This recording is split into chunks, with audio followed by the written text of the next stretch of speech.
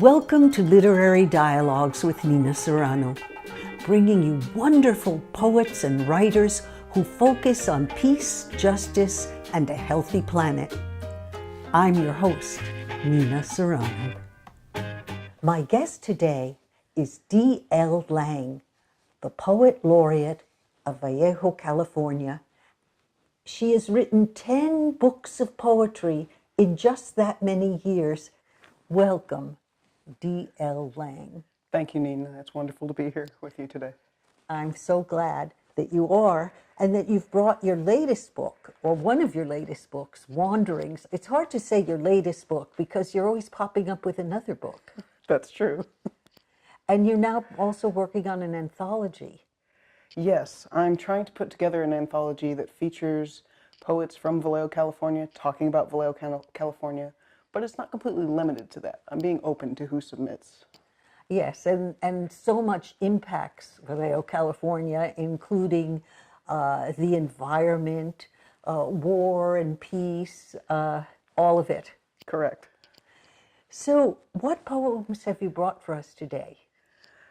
I would like to read some poems that talk about my life through poetry and kind of show you my evolution as an artist. Marvelous. Let's hear it. Okay.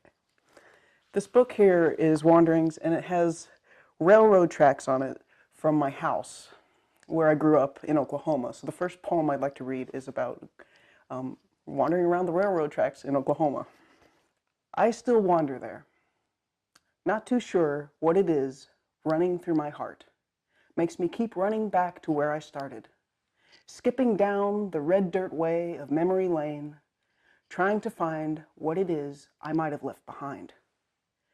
Could be a word, a smell, or something tasty, might bring you right back in front of me. I'm expecting you to come walking right back, carrying that sack as we hiked along the tracks. You stand like weathered statues in my mind as it harkens back to those earlier times.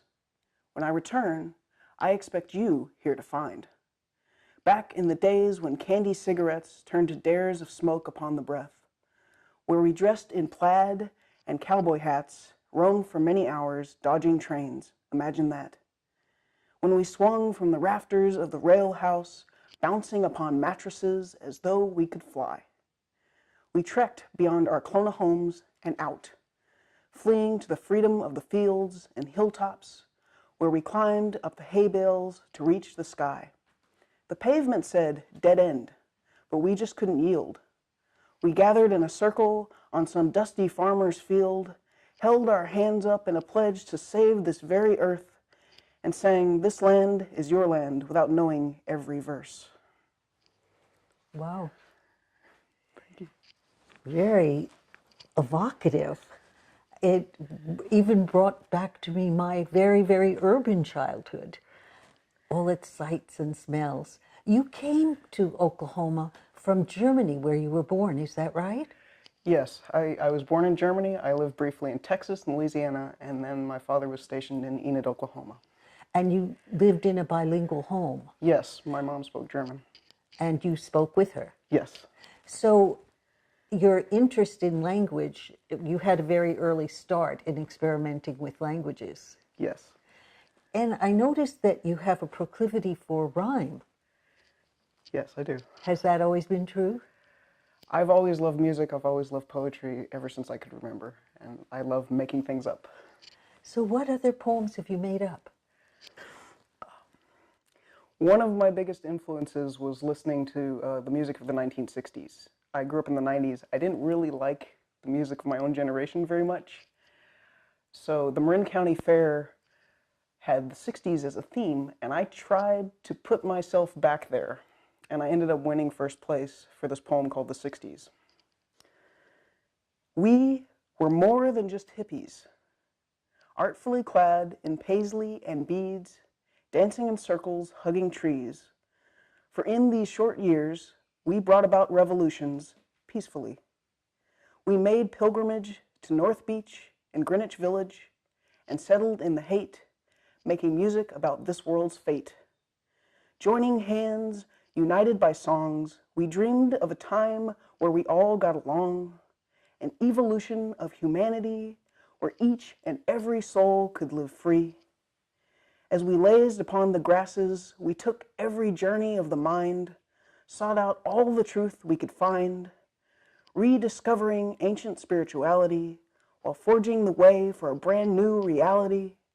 We explored traditions beyond our families, seeking out new ways to be, loving, living communally, surrounded by nature's endless beauty. We marched together in harmony, people gathered as vast as the sea, fighting for our brothers and sisters to be free, free from Jim Crow's tyranny. We stood up against an unjust war, questioning just what we were fighting for, linked our arms together with strangers, united for justice and peace, as a generation came together to change this great nation, forever inching closer towards the dream. Well, I lived it. I lived the 60s. And do you feel like that's true, that the 60s brought about a revolution? I believe it started one. And how do you feel we're now? We still have a long way to go. Yes. Well, fortunately, you are a poet laureate, so that gives you a lot of opportunity to push these ideas forward. How has that been to be poet laureate? It's been fun, but it's also been a lot of work. For example? I really enjoy being invited to events to perform. And I really enjoy writing poems for other people. For other people? You mean for other people to listen to? To listen to or to support their causes. Oh, I see. Or for their causes, yeah. And what's the hard work then? This is all the stuff you enjoy. The hard work is having to answer a lot of questions about poetry. Oh, being expected to be a great professor. Yes, when I am just a writer. Yes, but you're a very good writer. Let's hear more of your poetry. Thank you. Then I moved to Vallejo, where I started seeing parallels between the art scenes that I'd studied in books and the beauty of what is going on around me. And I wrote this poem, Parallels, to express that. We are all drunk on stories, a romanticized past passed down from legend to novice, cosmic conversations of conscious comrades creating converts, remembering, recreating, reconstituting the ingredients of magic histories of some past beatnik bohemia that we wish we'd lived, blurring these with the memories of the heights that we've reached, creating new mythologies, blended with our dreams, searching for alignment, and we are left awestruck upon arrival. So tell us a little bit about Vallejo, California. I love this town because I see the world in this town. I get to meet all kinds of different people. I get to learn from all kinds of different people. And I get to be friends with all kinds of different people. And I don't see that in a lot of other towns. So I find this town to be incredibly beautiful. Do you have any poetry about Vallejo? I wrote this poem when I became poet laureate, and I performed it for the city council. It's called Visions. No photo can quite capture this moment's true beauty, for moments, like all people, were meant to be free. Words, they fail to pinpoint just what this place means to me, for words are but stardust in this universe full of dreams. How wonderful to have landed in this corner of the earth, where the streets are lined with stories of history and rebirth. To your visions of our metropolis, to what she was, is, and can still be, Vallejo, I am grateful to be a voice among thee, for together we form a chorus praising our beautiful city. It's interesting that you see Vallejo as a beautiful city. So many see Vallejo as a suburb. True. Well, I tend to be kind of an idealist. So I try to look for the good. I recognize the bad, but I try to look for the good. And also, you keep your poetry very accessible. I want it to be understood by anybody who might possibly encounter it. It's the kind of thing that you instantly can understand. It doesn't demand dictionary searches or great historic knowledges. And that's one of the things that I really have appreciated about it. It's very welcoming poetry. Thank you. So what other poems do you have to bring? I would like to read you my favorite poem that I have ever written. Oh my. And this was influenced by listening to a lot of folk music and also reading the news and being so saddened by the news and wanting a solution. It's called Headline Antidote.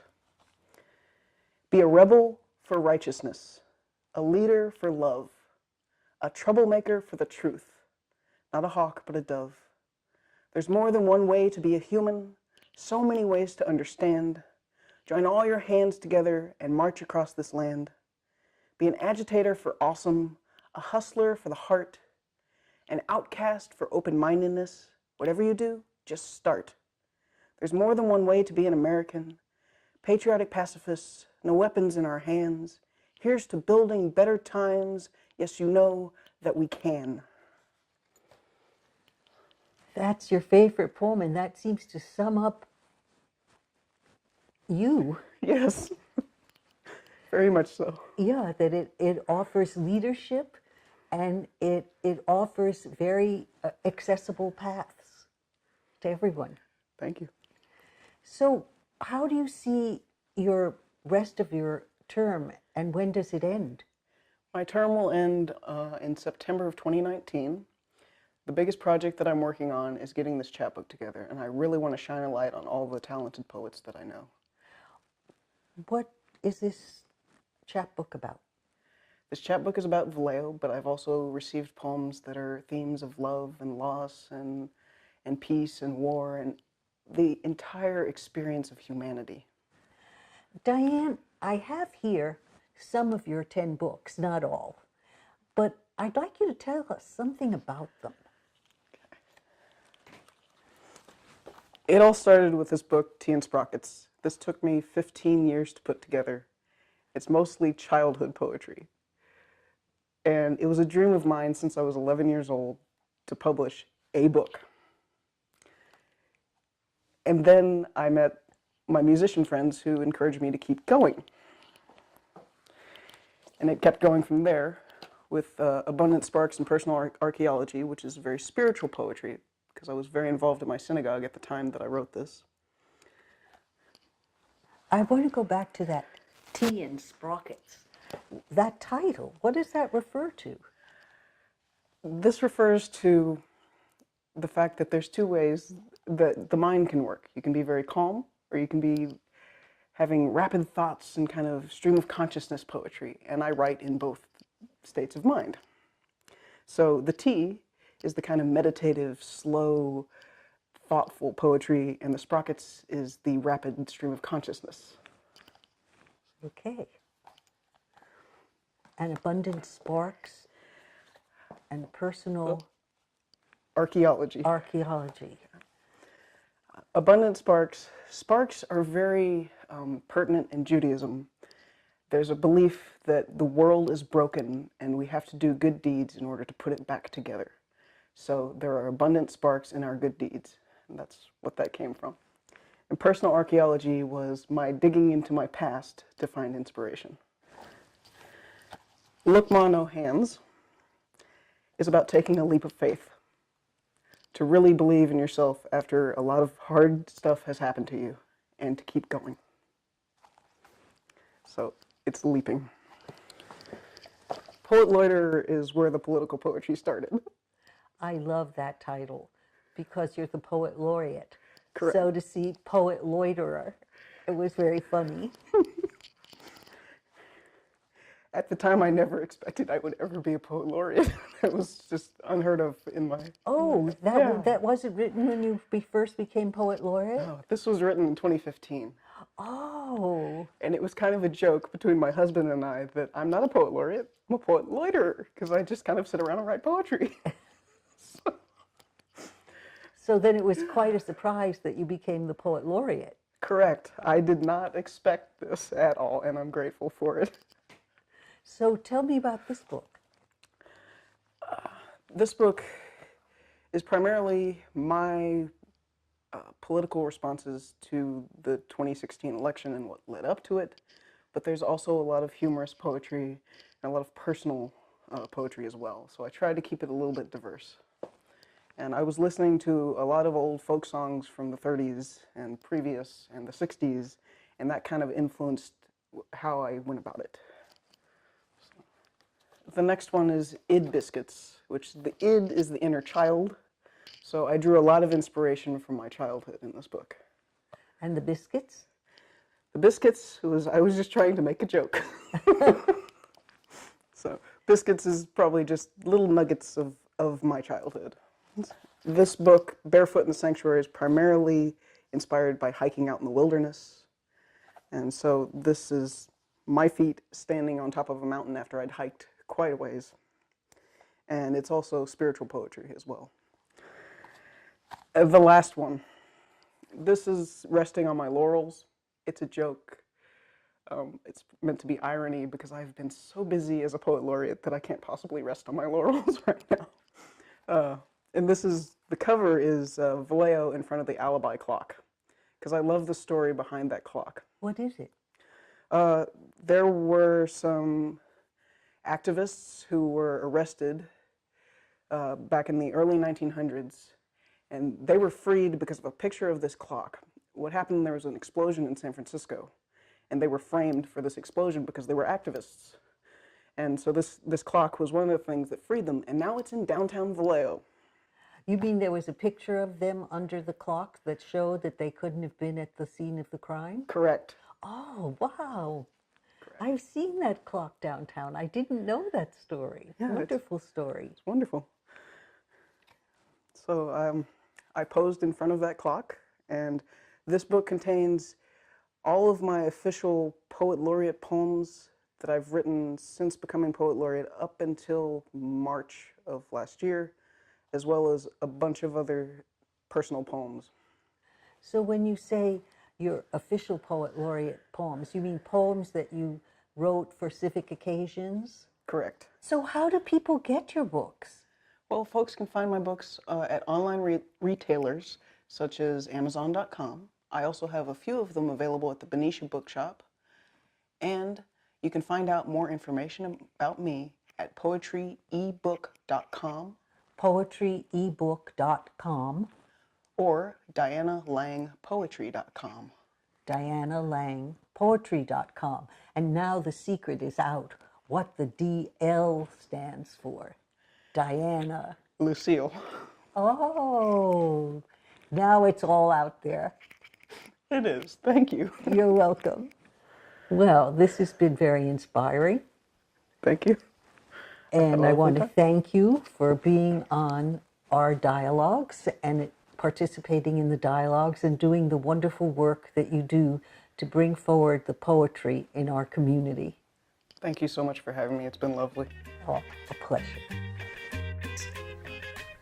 Thanks for watching. To read more of my work, poems, novels, and translations, go to ninaserrano.com and subscribe to my blog so we can keep in touch and you'll hear about upcoming shows.